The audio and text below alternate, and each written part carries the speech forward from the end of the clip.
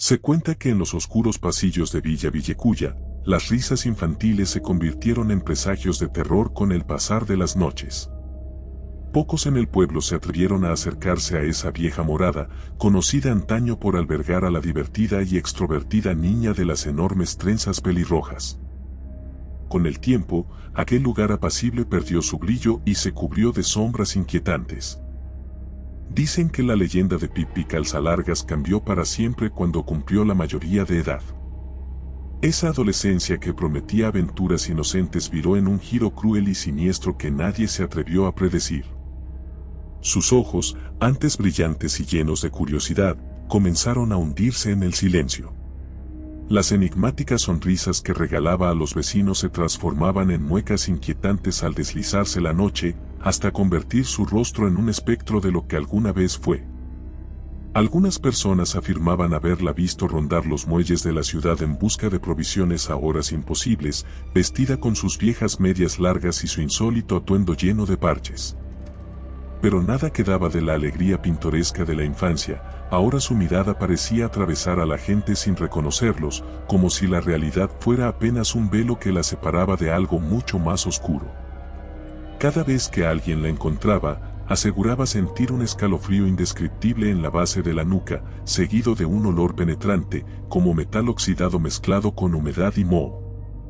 Los valientes que, por curiosidad o creencias desafiantes, decidían adentrarse en la antigua casa descubrieron con horror que las paredes estaban cubiertas de arañazos profundos, como si alguien hubiera intentado escapar desesperadamente.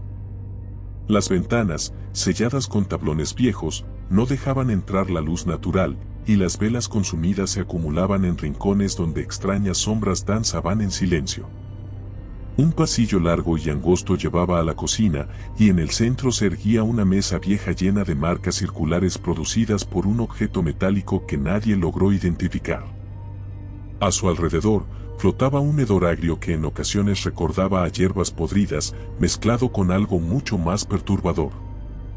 Había rumores cada vez más inquietantes respecto a las noches de luna menguante. El viento, que soplaba con la violencia de un lamento, daba paso a un murmullo casi imperceptible.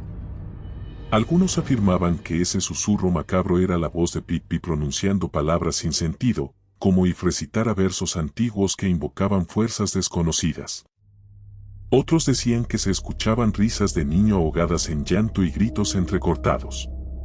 Nadie podía confirmar con seguridad qué ocurría en esas noches, pero un extraño temor se apoderaba de los alrededores, forzando a los pocos vecinos que quedaban a encender velas y rezar hasta el amanecer.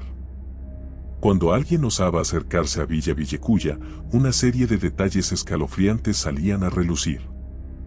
Las coloridas paredes exteriores se veían corroídas, como si un ácido corrosivo las estuviese carcomiendo lentamente. El viento golpeaba las contraventanas temblorosas, y en el alféizar de la ventana principal aparecían huellas diminutas, parecidas a las de un niño.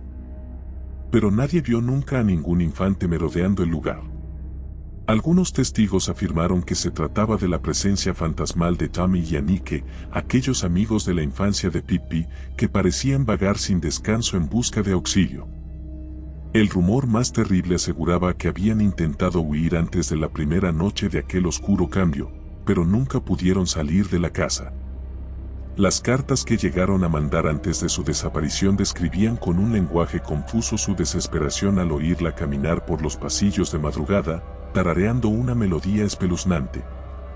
Relataban la manera en que los muebles crujían y se movían solos, acomodándose a su alrededor como si le rindieran pleitesía a una reina siniestra. Aseguraban que debajo de las tablas del piso había especie de compartimentos ocultos llenos de recuerdos deformes de su infancia, fotografías quemadas, muñecos rotos y jarrones con restos extraños crujientes que, en la penumbra, parecían pedazos de hueso. Sin embargo, nadie pudo confirmar la veracidad de esas cartas, pues desaparecieron lo mismo que sus remitentes. A medida que la noche se volvía más densa, el miedo cobraba vida en cada rincón de la ciudad cercana. De día, la gente se escudaba en la rutina y fingía que nada pasaba, pero al caer la oscuridad, las ventanas se cerraban con fortaleza y los cerrojos se giraban a toda prisa. ni siquiera la autoridad local se atrevía a entrar a Villa Villecuya. A lo sumo, enviaban un oficial novato lleno de valentía temeraria para investigar, el cual, al siguiente amanecer, aparecía temblando en alguna calle desolada. Viajaban lejos, incapaces de pronunciar palabra acerca de lo que vieron, con la cordura destrozada. Pese a estos avisos, hubo un grupo de curiosos que se aventuraron a ingresar. Eran jóvenes que pretendían reírse de la superstición y contarlo luego como una anécdota de terror de fogata. Sobre todo, iban con la idea ingenua de encontrarse con la antigua Pippi, esa chica alegre que cargaba caballos y cantaba canciones disparatadas. Pero al atravesar la puerta, la atmósfera se volvía inmediatamente asfixiante. El vestíbulo, iluminado apenas por faroles invertidos y llenos de hollín, mostraba un bloque de silencio en el que ni siquiera se oía el eco de sus pasos. Y entonces, ella aparecía, esbelta y con las trenzas rojas cayendo sobre un vestido andrajoso, cubierta de marcas como si espinas la hubieran arañado cientos de veces. Sus ojos tenían un brillo errático, la peligrosa chispa de la locura contenida. Los visitantes pronto descubrían que sonreía con una mueca estática, casi congelada, mientras hacía crujir sus nudillos en un tic horrendo que acompañaba con el rechinar de sus propios dientes. Una de las noches más aterradoras que se recuerdan ocurrió cuando un grupo escuchó cómo Pippi susurraba nombres al oído de cada uno, sin que ella pareciera preguntar nada, como si leyera su mente para improvisar una especie de cántico funesto. Nadie atinó a huir. El pasillo parecía haberse alargado y las sombras adquirían formas de cuerpos pequeños retorciéndose en el techo. Podían distinguir cada grieta de los muros que respiraban con un siseo casi animal. El hedor a humedad y a algo indefinible se hacía insoportable cuanto más avanzaban. Fue entonces cuando distinguieron el relincho de un caballo en la lejanía, un grito de pura angustia. Sabían que, en su niñez, Pippi cuidaba a un caballo. Pero aquel sonido nada tenía de inocente, era un lamento que emanaba dolor y corría por los muros con un eco trágico. La mayor parte del grupo salió corriendo despavorido, pero uno de ellos, presa de una morbosa curiosidad, se adentró en la sala donde el ruido provenía. Al asomar la cabeza, se encontró con un enorme espejo hecho añicos y en cada uno de los fragmentos se apreciaba la figura de Pippi de espaldas, sosteniendo algo en brazos, un bulto cubierto de retazos ensangrentados que escurrían un líquido espeso. La respiración de ese joven se cortó cuando, desde los cristales, la figura de Pippi lo miró con unas cuencas vacías, en un acto imposible de coincidencia entre tantos pedazos dispersos. En cada reflejo, su rostro se torcía un poco más hasta que la risa apagada retumbó por toda la casa. Fue tal el terror que recorrió su espina dorsal, que perdió el conocimiento en segundos. Cuando despertó, y tras lograr huir como pudo, no recordó con claridad cómo escapó ni qué ocurrió después con sus compañeros. Más en sus pesadillas revivía la imagen de Pippi encorvada, acercándosele con un andar felino, como si fuera una sombra viva.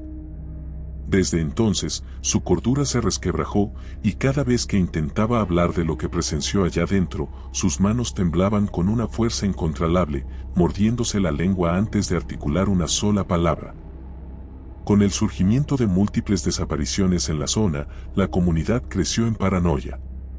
Alguien relató haber visto a una figura menuda con trenzas rojas corriendo por los tejados cerca de la medianoche, e incluso juró que en un parpadeo se topó con otro par de ojos pequeños que se aferraban a la sombra de la pelirroja como si fueran acompañantes de ultratumba, quizá Tammy y Anike convertidos en espejismos de mente. Cuando los vecinos quisieron organizarse para quemar la propiedad, surgió un temor visceral imposible de justificar con palabras.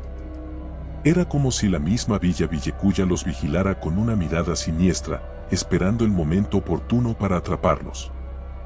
Una noche fatídica, varios aldeanos desesperados decidieron irrumpir con antorchas, decididos a poner fin a la presencia de esa fuerza oscura que se había apropiado de Pippi y su casa. Cuando atravesaron el portón, los cristales rotos estallaron de pronto con un estrépito que hizo volar esquirlas por doquier. De las paredes brotó un lamento desgarrador, un gemido que no parecía humano ni animal, sino la mezcla atroz de llantos atrapados juntos. Entre la confusión, se posó delante de todos esa silueta de cabellos rojos, con la mirada vacía y las manos tejidas en un gesto que no permitía distinguir si iba a atacar o a implorar. Unas risas sofocadas surgieron entonces de la penumbra, mezcladas con un silencio siniestro que oprimió los pulmones de todos. El fuego de las antorchas se alzaba tembloroso, incapaz de iluminar lo suficiente. Al parpadear la luz, Pippi se desplazaba con velocidad inhumana y parecía multiplicarse en cada rincón. Se escuchaban pasos en el techo, murmullos en el sótano, golpes que resonaban tras las puertas cerradas. Algunos lanzaron alaridos de pánico mientras los demás se perdían en la maraña de pasillos interminables. La casa crujía y sollozaba, expandiéndose con cada nuevo grito y alimentándose del terror de quienes habían osado traspasarla. En un momento de total descontrol, una de las puertas se abrió de golpe y dejó ver una habitación llena de baúles destruidos y ropa infantil apolillada. Las paredes tenían raspaduras semejantes a garras ensañándose en busca de salida. De la penumbra surgió el contorno de Pippi, con la piel pálida, las ojeras profundas y la respiración entrecortada, sosteniendo en sus manos una pequeña muñeca con trenzas. Daba la impresión de ser un juguete idéntico a ella, con la sonrisa petrificada. Cuando levantó la mirada, sus labios temblaban, distorsionando la supuesta inocencia de su rostro.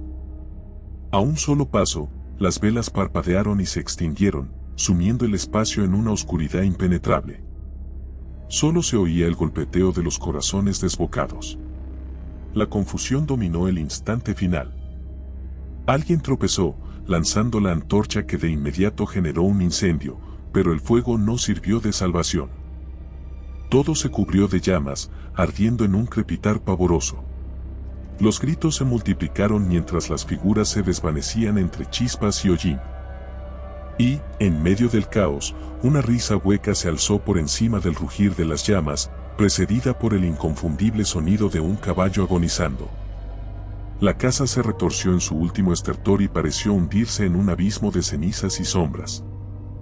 Al amanecer, solo quedaba un terreno chamuscado y retorcido, con restos de maderas calcinadas y columnas humeantes.